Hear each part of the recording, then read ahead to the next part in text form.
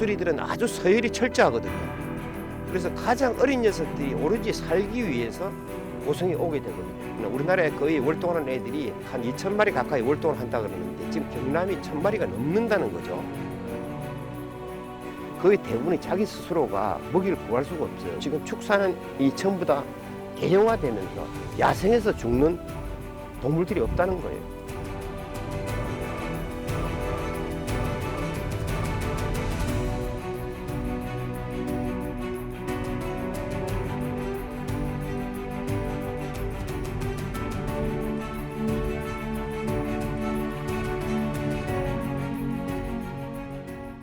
제일 중요한 것은 애정이라고 봅니다. 관심이 있어야 되는 거죠. 관심이 없으면 안 되죠. 독수리에서 나는 매력이라 보면 저는 사람을 봐도 눈이 참 이뻐요. 눈에 이제 매료가 되고 이 독수리가 우리 때까지만 보는 것이 아니라 앞으로 또 계속적으로 밑에 우리 부세들도 볼 수 있으면 좋겠다.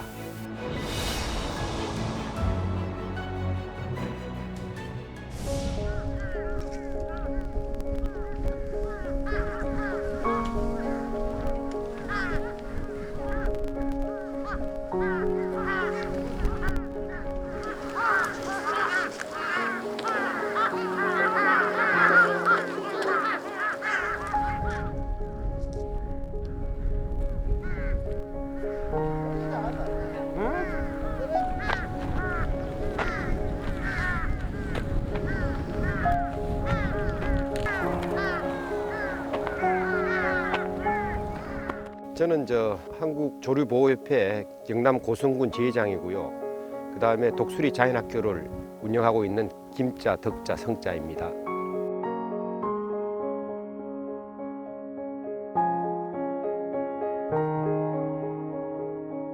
몽골에서 아주 어린 녀석들이 먹이를 찾기 위해서 멀리 경남 고성까지 날아오고 있습니다. 겨울을 날 수 있도록 11월부터 3월 말까지 먹이를 주는 독수리 식당을 운영하고 있습니다. 그래서 이제 어린 친구들이 이 월동지 경남 고성에서 한 4개월 내지 5개월 동안 정말 애들이 잘 먹고 자기 고향으로 돌아갈 수 있도록 저희들이 관찰을 하고 있습니다. 그래서 저희들이 주로 많이 하는 부분은 독수리가 언제 오는지, 10월 말에 오는지 11월 달에 오는지, 또 언제 가는지 이런 것들은 일주일에 2번 내지 3번 모니터링을 하고 있고요. 또 그다음에 몽골에서 많은 세계적인 학자들이 날개에다가 윙택을 붙이는 경우가 있습니다. 그래서 그 윙택을 저희들이 어린 녀석들한테 붙이기 때문에 이 월동하는 고성에서 오는 독수리들의 윙택의 남바들을 조사를 하고 있습니다. 그리고 이제 좀 못 먹어서 탈진된 독수리들은 저희들이 보호를 해가지고 충분히 영양을 섭취하고 나서 다시 자연으로 방사하는 이러한 과정들을 계속하고 있습니다.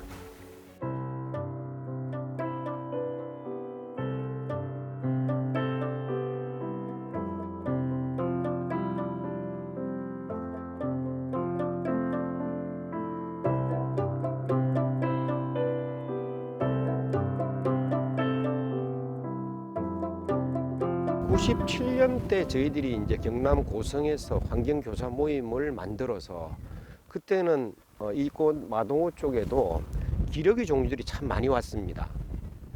그런데 이제 날씨가 되게 춥고 하다 보면 기러기들이 먹이 공급도 안 되고 해서 그때부터 먹이를 주기 시작했는데 우연한 기회에 먹이를 주다가 논에서 농약에 중독된 독수리를 본 적이 있어요.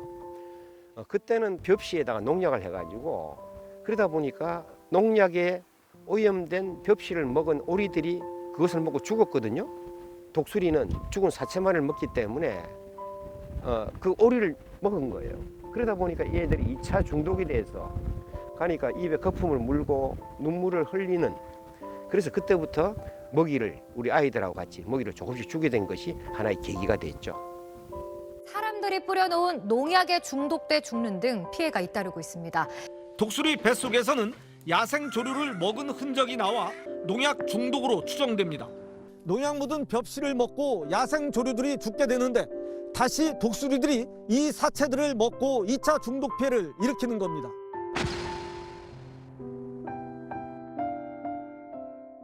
얘들이 몽골에서 3,000km 이상을 날아오는 것은 오로지 먹이를 먹고 살기 위해서 오는 하나의 목숨 건 여행이라고 보시면 되겠죠. 그래서 이제 이 친구들이 우리가 정말 월동하는 기간만큼이라도 잘 먹고, 얘들이 만약에 중간에서 먹이가 끊어진다거나 먹이를 먹지 않을 때는 미래 세대들은 좀 더 열악한 환경에서 독수리를 보는 게 아닌가. 그리고 자연이 어릴 때에 잘 영양 공급을 해주지 않으면 살아남을 확률이 굉장히 적거든요.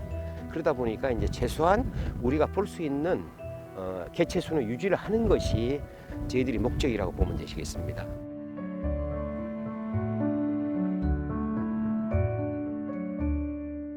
몽골에서는 겨울이 우리나라보다 굉장히 추운 온도를 내거든요. 굉장히 떨어질 때는 40도, 50도까지 떨어져요. 몽골에서 올해 태어난 애들이 올해 2월 달에 엄마 아빠가 짝을 지어가지고 나온 친구들이 보통 이제 먹이를 찾아서 가장 먼저 따뜻한 남쪽으로 이동을 하는 버릇이 있습니다. 그런데 아무리 몽골이 춥다 그래도 좀 나이가 좀 높고 서열이 높고 자기가 충분히 먹을 수 있는 애들은 그 혹한의 추위 몽골에서도 이동을 하지 않습니다. 그래서 여기에서 지금 이제 우리가 넘어오는 길을 보면 몽골에서 중국 요정성을 거쳐가지고 북한을 바로 관통을 해서 철원이거든요. 이 철원이라는 곳은 우리나라 모든 추운 지방, 러시아 쪽이라든지 시베리아 쪽에 추운 애들이 남쪽을 와서 월동을 하기 위해서 오는 터미널이 철원입니다. 그래서 모든 새들이 철원에 모이거든요. 그래서 철원에 있는 파주에 있는 독수리들은 고성이 있는 애들보다 나이가 조금 더 먹어요. 쉽게 말하면 내가 나이도 있고 조금 서열이 높은데 또 400kg, 500kg를 먹이 하나 찾으러 내 안에 남아한다는 것은 아니죠. 그러다 보니까 자연히 이제 여기보다 이제 더 어린 애들은, 더 소수의 무리들은 살기 위해서 고성에 오게 되거든요.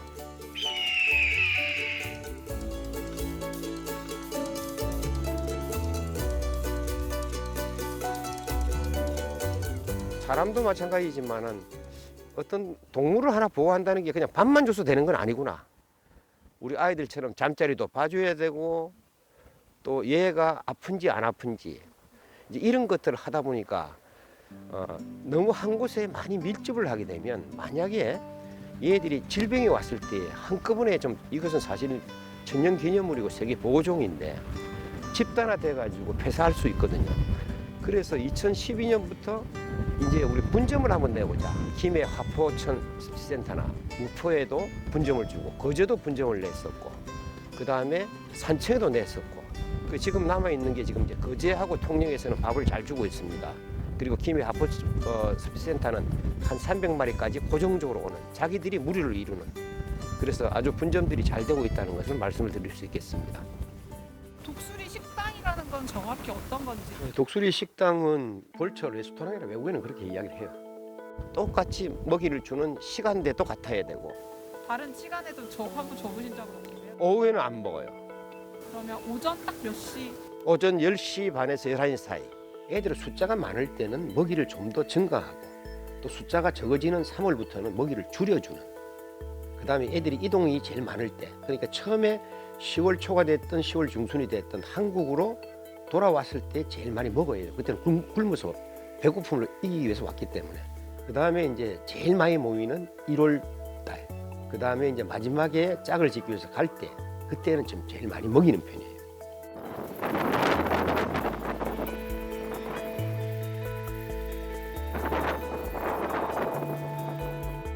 우리가 보통 이제 우리가 독수리라는 단어에서 영어로 접목을 시키면 이글인데 얘들이 이글이 아니에요. 시니어스 벌처라고 하기도 하고 또 혹은 뭐 블랙 벌처라고 하는데 이 벌처라는 자체는 야생의 청소부 역할을 하는 겁니다. 그래서 이제 새들은 만약에 예를 들어서 그 닭을 한 마리 죽은 닭을 던져 놓으면 닭을 통째로 털까지 다 먹어버려요.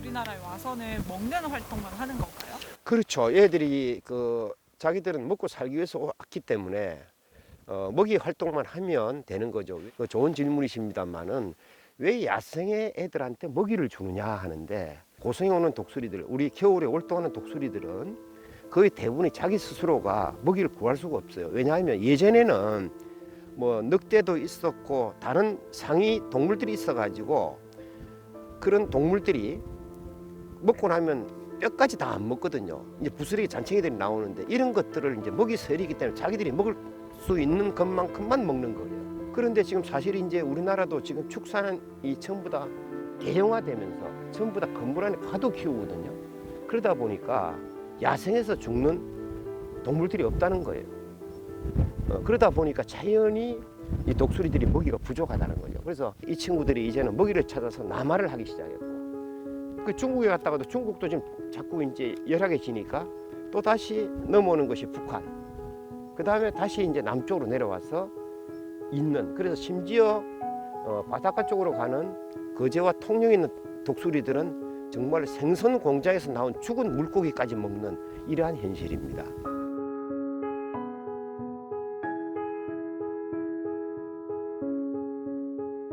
주로 어떤 먹이예요? 주로 이제 돼지의 지방질하고 비계 쪽, 그 다음에 소를 잡으면 하얀 비계 부분, 그래서 이제 지방분들을 우리가 주고 있습니다. 그리고 이제 간혹 도로에서 로드킬 당한 이 고라니 같은 경우에서는 저희들이 또 그것을 또 수거를 해서 바로 자연으로 돌려보내는, 쉽게 말하면 죽은 사체들은 전부 다 매몰 하거나 소각을 하거든요. 그럼 소각을 하게 된다 그러면 에너지도 그렇고 기후 변화에도 좋지 않을 것이고, 그런데 그것을 가지고 와서 정말 고라니 사체 같은 경우 주면 뼈 하나 가죽 하나 없이 다 먹어치우는 야생의 청소부 역할을 하는 거죠.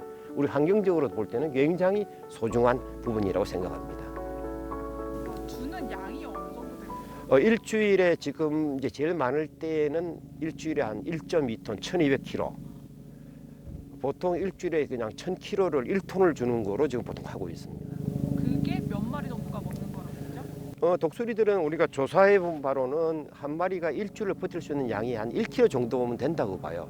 만약에 안 챙겨준다면 어떻게 될까요? 만약에 안 챙겨준다 그러면 얘들이 이 고생해 온 습성상 축산 농가로 가서 기웃거릴 수밖에 없는 거죠. 왜냐하면 예전에는 뭐 이 닭이 작은 병아리 들어가서 죽으면 그냥 그 거름에다가 던져놓거든요.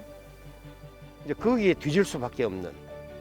그러니까 한 곳에 주물로 인해서 다른 축산 농가에도 AI 부분이라든지 여러 가지 환경적으로 오염시킬 수 있는 원들을 한 곳에 줌으로 인하고 그 한 곳에 주고 나서 또 소독을 함으로 인해 가지고 서로 축산 농가도 좀 불편함이 없을 때고, 그 다음에 또 축산 농가가 민가에 많이 있기 때문에 민가들한테도 좀 그런 부분이 있고, 그러다 보니까 아무래도 한 곳에 주고 소독을 하고 하는 것이 오히려 축산 농가에도 도움이 되지 않을까 이런 생각을 하고 있습니다.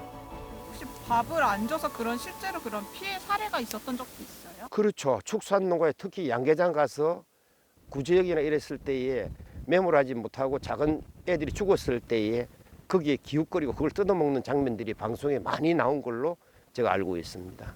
우리나라를 찾는 독수리의 수는 매년 크게 증가하는 반면 이들의 먹이가 되는 동물의 사체는 부족해 탈진하거나 굶어 죽는 독수리가 속출하고 있습니다.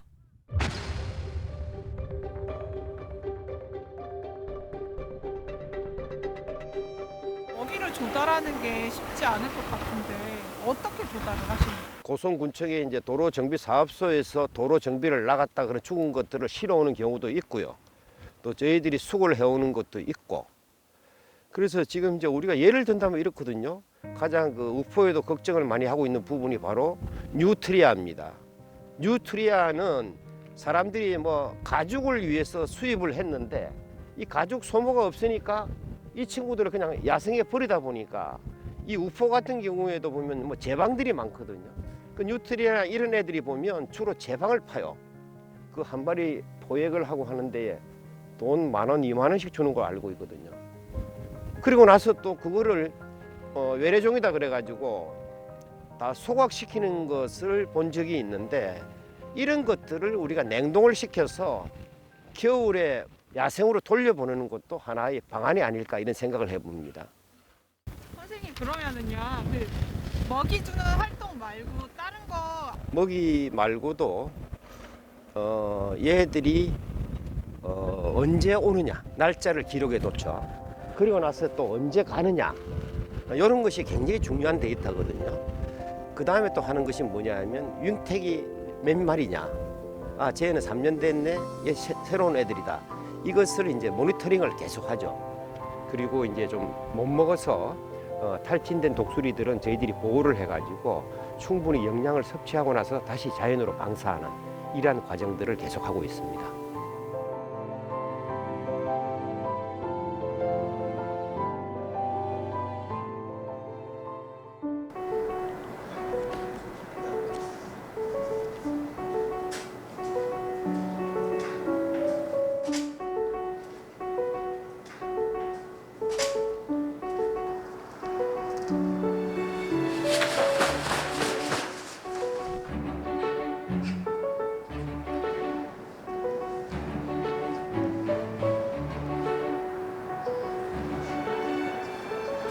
이 독수리들은 한 일주일 전에 기력저하로 저희 쪽에서 구조되었고요.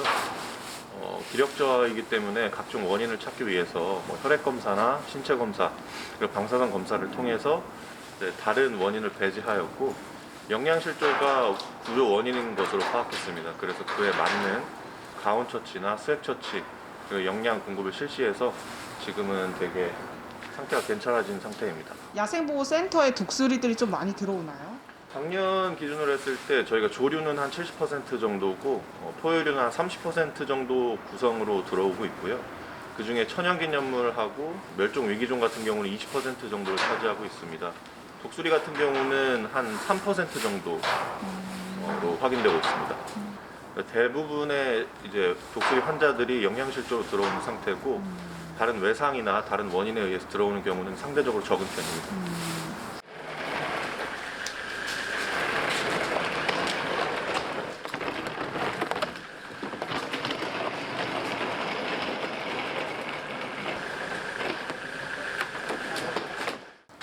오늘은 그 고성군에서 개최하는 독수리 네트워크 구축 행사가 있는 날인데요.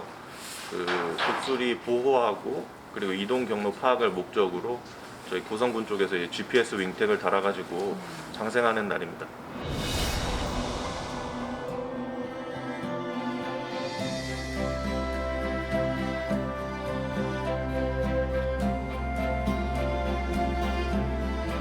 GPS라는 것은 몽골에서 한국까지 올 때 이동 경로도 중요하지만 월동지에서 식당에서 하는 행동들을 조사를 할 수가 있습니다. 그러니까 아침 몇 시에 얘가 떴고 그 다음에 어디로 이동해서 왔고 어느 장소에 있고 먹이를 먹고 나서 어디에 가서 누워 자느냐까지 나오거든요. 그 다음에 날씨가 맑은 날과 흐린 날, 비 오는 날에서는 그것을 가지고 비 오는 날에서는 움직이지 않는다는 것이 여태까지 GPS 나온 것이고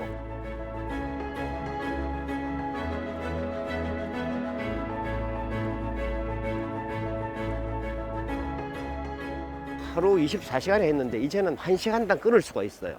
그러니까 기후에 따라서 날씨의 온도에 따라서도 얘들이 행동 반경을 과학적으로 증명할 수 있는 하나의 기기가 아닌가 이렇게 생각이 듭니다.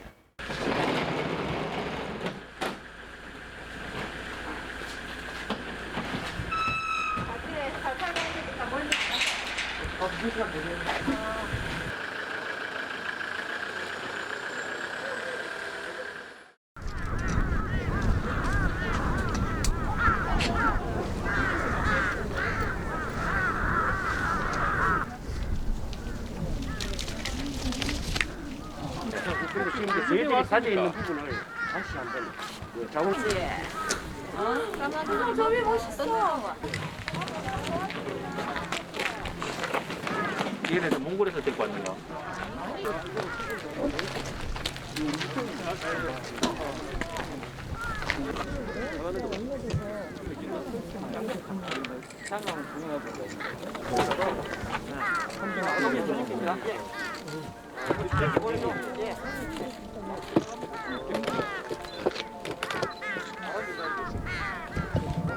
멀쩡하네.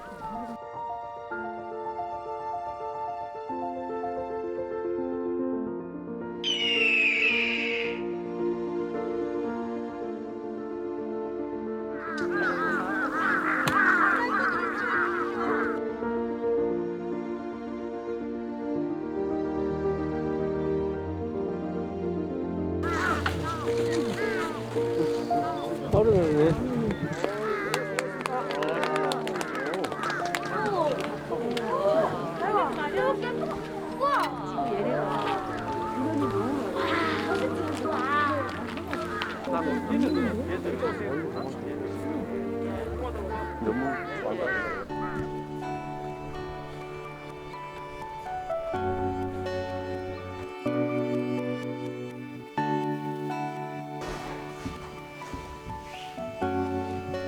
독수리 학교가 정확히 뭐 어떤 거예요? 독수리 학교는 애들이 독수리에 대해서 이제 인식 증진을, 독수리에 대한 관심이라든지 혹은 이제 독수리에 대한 부분에서 우리가 좀 부족했던 부분들, 이것은 좀 이론적으로 좀 이제 애들한테 하고, 현장에서 눈으로 보는 거 하고 애들이 이제 이렇게 날개 깃도 한번 만져볼 수 있도록 해주고, 그런 부분들이죠. 그래서 이제 우리가 시각적으로 볼 수 있는 것도 있지만 우리가 이제 촉각적으로 볼 수 있는 부분이죠. 그래서 이것이 이제 독수리 부리예요. 이렇게 돼 있죠. 이 독수리 이제 부분인데, 이 부리가 이렇게, 보통 맹금류들은 이렇게 부리가 이렇게 휘어져 있어요. 맹금류들은. 그래서 이제 뜯어먹기 편하게. 그래서 굉장히 이것도 이제 저기 밑에 하골인데 위는 상하골이고 이렇게 이제 하는 부분이죠. 그래서 애들도 요거를 이제 보면서 요건 이제 죽은 사체의 두개골을 해놓은 겁니다. 그리고 이제 여기서는 이제 새들의 둥지들. 그래서 여기서 하나 볼 수 있는 것이 뭐냐면 이렇게 새 집이거든요. 이건 작은 새들이에요. 그런데 이렇게 보면 이제 집을 구하기 위해 집히가 하니까 이거 나이롱 줄로 이렇게 한다는 거. 이게 바로 지금 현실이에요.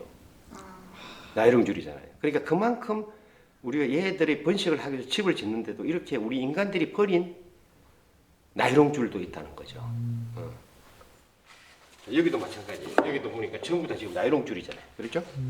이건 보세요. 지금 나이롱 줄이잖아요. 근데 그 여기 주변에 쓰레기 청소도 자주 하신다 그랬는데 지금 사람들도 제일 심각한 것이 플라스틱하고 비닐이에요.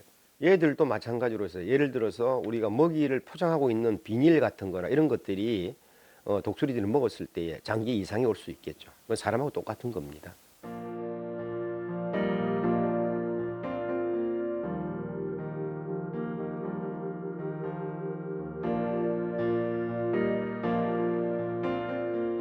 생태계에서 독수리 역할이 정확히 뭐예요? 자연 생태계에서 지금 우리의 사람들이 만든 법으로서는 동물들이 죽었을 때 무조건 소각 또는 매몰하게 돼 있어요. 소가 죽었다, 돼지가 닭이 죽었다 할 때에 이것을 소각을 할 때 그 소각이 그냥 물로 소각하는 게 아니잖아요. 예를 들어서 여러 가지 재료가 있겠죠.